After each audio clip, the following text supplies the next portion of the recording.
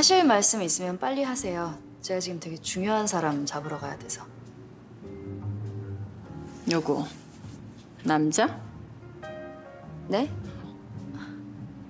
당장 헤어져요, 내 아들이랑. 웃어? 당분간은 좀 힘들겠다는 얘기입니다. 죄송합니다. 가불고 있네, 정말.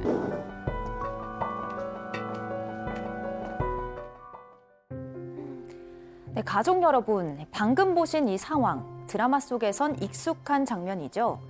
드라마에서는 대부분 부모의 반대를 극복하고 해피엔딩으로 마무리되는데요. 하지만 현실에서도 그럴까요?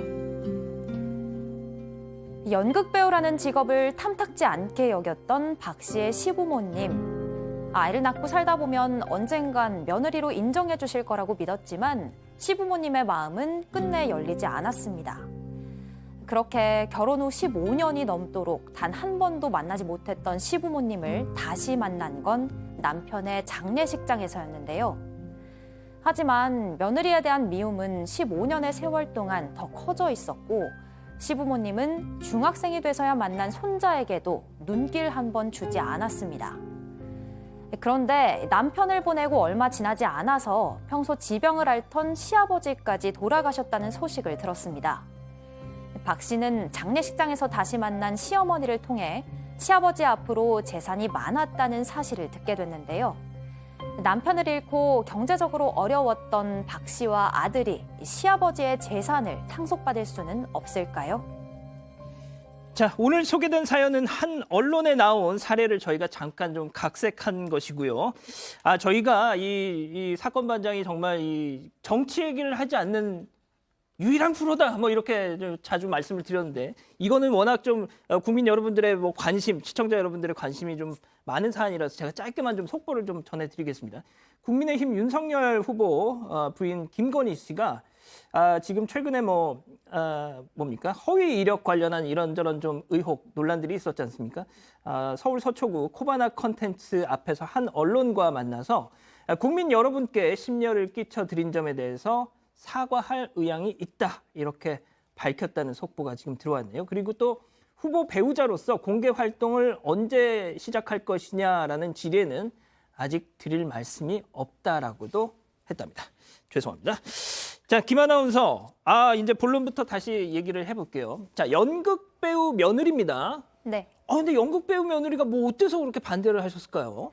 그러니까요. 사실 저도 연극 배우 며느리가 뭐 어때서 반대를 이렇게 한 거지 싶었는데 사실 박 씨의 남편은 집안의 장손이고 또 무녀 동남 외동아들이었다고 해요. 제사도 많고 집안 행사도 많기 때문에 시부모님은 조금 고리타분할 수는 있는데 그저 살림 잘하는 참한 여자를 며느리로 드리고 싶었다고 합니다. 좀 평범한 회사원이 며느리로 들어와도 결혼을 하면 직장을 그만두게 할 생각이었는데 배우 며느리를 얻게 된 거죠. 게다가 또 배우라서 그런지 이제 호흡 불면 날아갈 것 같이 아주 호리호리하고 얼굴도 눈에 띄게 예뻐서 맏며느리감은 아니라는 생각을 많이 하셨나 봐요. 그렇게 이 며느리를 도저히 받아들일 수 없었던 시부모님은 하나뿐인 아들과도 연락을 끊고 지냈는데요. 결국 아들이 자신을 꼭 닮은 손자를 남겨둔 채 세상을 먼저 뜨게 된 겁니다. 좀 안타까운 이야기인데 과연 이런 상황에서 손자는 할아버지의 재산을 상속받을 수 있을까요? 자, 사연을 조금 더 이어가 보죠. 백 기자, 당장 저 같은 경우도 만약에 부모님이 반대하는 결혼이라면 물론 지금 뭐 생각으로는 뭐 내가 좋으면 그냥 하는 거지라고는 생각하지만 부모님이 정말 절대 내 눈에 흙이 들어가도 안 된다 막 이러면은 이거 좀 흔들릴 것 같긴 해요. 그렇군요. 아니, 지금 이 반응 뭐임 이거? 아니 죄송합니다. 그래서 못한다, 그래서 못하고 있다, 이런 얘기예요. 네가 아직 장가를 못 갔다. 그런 자세니까 못하고 있다, 이런 그렇군요. 거예요, 백 기자 지적이. 끝나고 좀 따로 봅시다. 아니 빨리 부모님이 이제 이유가 있는 반대를 한다고 하면 저는 충분히 저도 그게 납득이 될 것 같은데 사실 저는 이 사연의 이유가 그닥 납득이 되지 않거든요. 그렇죠. 예, 그래서 좀 양 선배 부모님도 잘 생각을 해주셨으면 좋겠다. 그런 생각이 아무튼 끝나고 들고. 가요.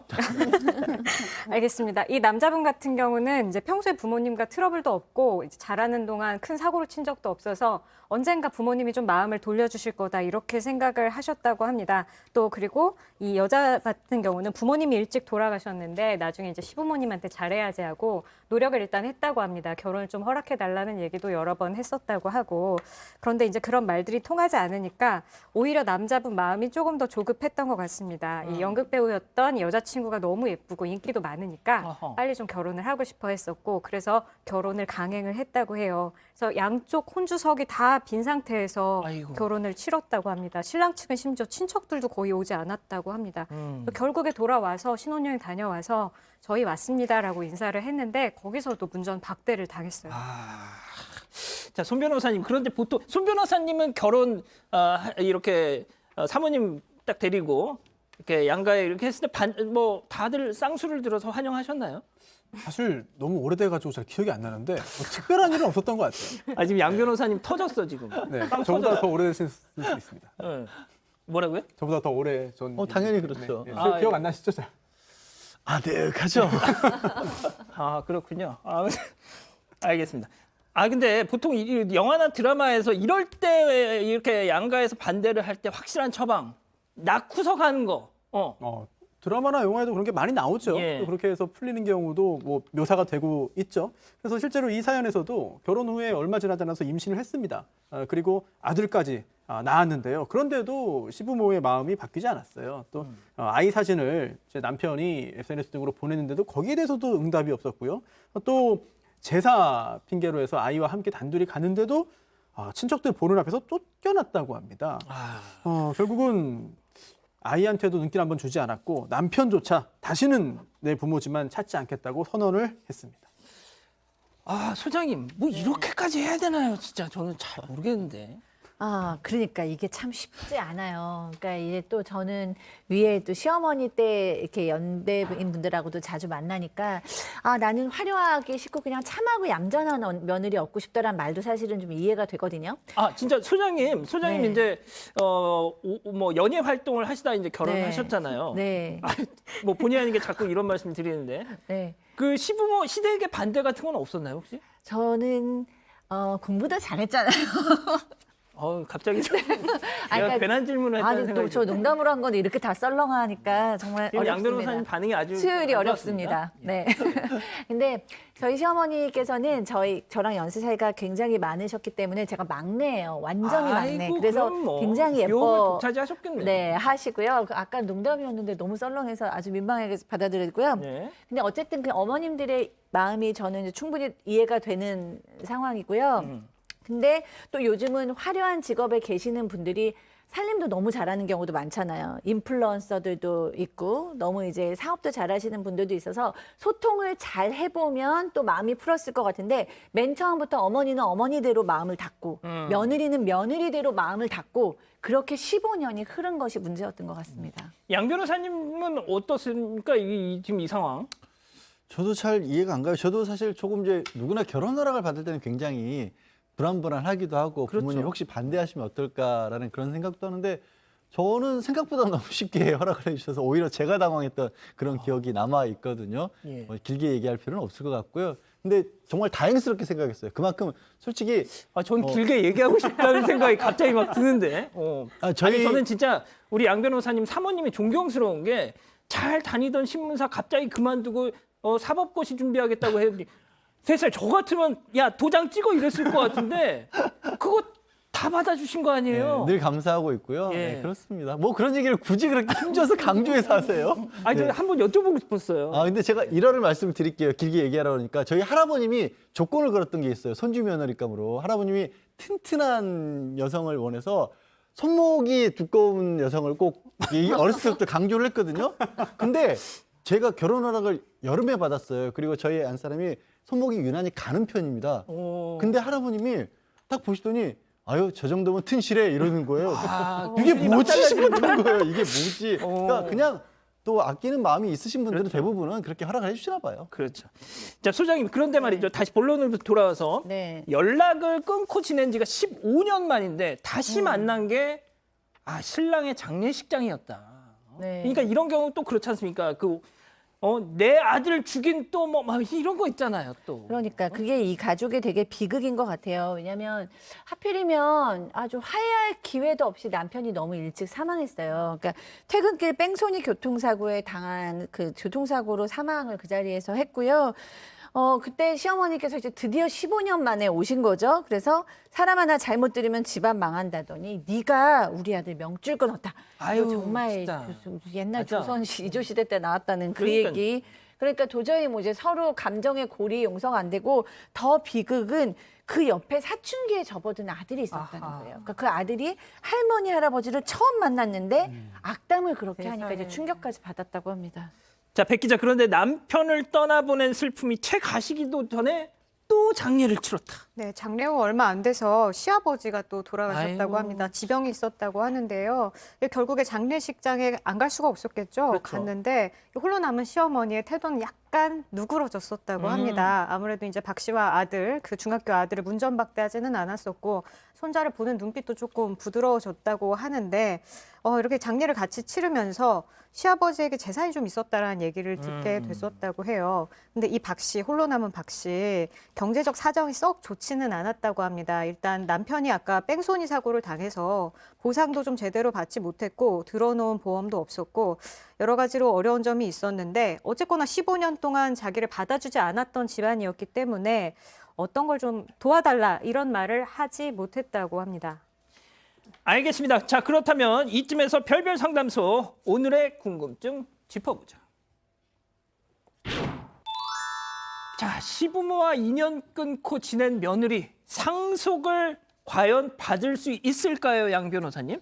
이 상속과 관련해서 제가 이제 뭐 질문을 들으면 이 말씀을 먼저 드려요.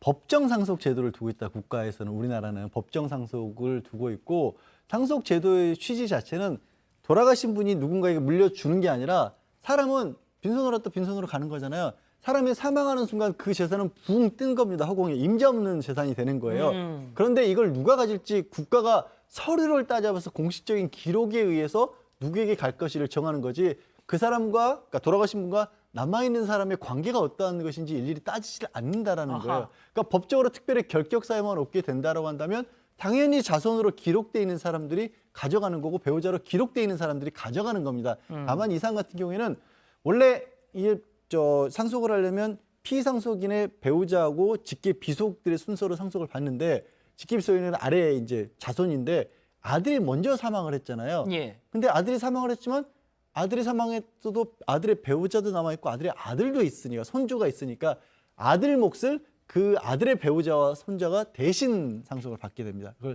대습 상속이라고 합니다. 자, 지금 우리 가족 여러분들은 약간 좀 의견이 갈리시네요. 자, 그러면 이게 지금 뭐 별별 상담소에서 이 사안을 다룬 이유가 그냥 뭐 일반적인 뭐 가정이었다면 문제가 없는데 15년 동안 왕래가 없었는데 이 사실상 남이었는데 이걸 줘야 되냐 이거지 않습니까?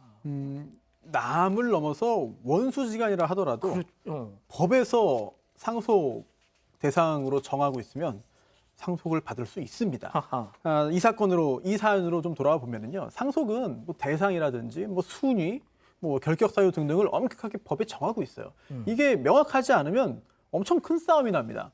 그래서 결국은 상속 결격 사유도 법이 정하고 있거든요. 따라서 단순히 뭐 사이가 뭐 가깝지 않다, 서로 뭐 마음속으로 미워한다, 그동안 잘 뭐 왕래가 없었다, 교류하지 않았다라고 해서 상속을 받지 못하는 건 아니고요. 좀 전에 그 양 변호사님 말씀대로 대습 상속 제도가 있기 때문에 상속은 받을 수가 있습니다. 다만 이제 상속 결격 사유는 뭐 살해하거나 뭐 살해하려고 한 사람, 또는 아이고. 고의로 뭐 상해가 해서 사망에 이르게 한 사람, 또는 뭐 상속에 관한 유언이나 유언 처리를 방해한 사람 등등 몇 가지 아주 대단히 중대한 사유만 가지고 있거든요. 아주 정해놓고 극단적인 있어요. 상황. 네. 네. 이 사연에서는 단지 아주 화목하고 아주 가깝지는 않았지만 그렇죠. 여기에 말하는 상속 결격 사유는 해당 안 되거든요. 따라서 현재 사연만 보면 법적으로 상속 가능합니다. 그렇군요. 양 변호사님, 그럼 얼마를 상속받게 되는 거죠? 항상 상속을 하게 되면 배우자는 1.5, 50%가 가중이 됩니다. 그래서 나머지 자손들은 111이에요. 그러니까 자손이 많으면 111하고 1.5 다 모은 다음에 그걸 나누는 건데 이 쉽게 말씀드려서 만약에 이 집안에 아버님이 25억을 남겼다라고 가정을 해보죠. 그러면 1.5대 1이면 15억 대 15억 원 대 10억 원이 되는 거죠. 근데 10억 원이 아들 몫이 되는데 아들이 사망을 했기 때문에 아들의 재산을 또 며느리하고 손자가 또 상속을 받는 겁니다. 근데 아들도 역시 마찬가지로 배우자가 1.5를 더 가지니까 이때는 6억 원과 4억 원이 되는 거죠. 결론은 15억 원, 6억 원, 4억 원 이렇게 가는 겁니다. 예. 자, 소장님 마지막으로 가장 좋은 건 해피 엔딩이어야 되잖아요. 예. 네, 가족이니까요. 저는 이 시어머니와 이 며느님 화해 가능성이 충분히 있다라고 봅니다. 왜냐하면 상황이 많이 바뀌었어요. 일단 두 분이 이렇게 원수처럼 됐던 거는 중간에 아들이 있기 때문인데 일단 아들의 자리가 비었기 때문에 이제는 여자 대 여자로 대화가 좀 가능한 상황이고 이 둘 사이에 손자가 있습니다. 어떻게 보면 눈에 넣어도 안 아픈 굉장히 중요한 존재가 있기 때문에 둘 중에 한 분만 용기를 내서 마음을 열고 대화를 시도하면 충분히 화해가 가능한 가정이다라고 생각하고 화해가 되었으면 좋겠습니다. 알겠습니다.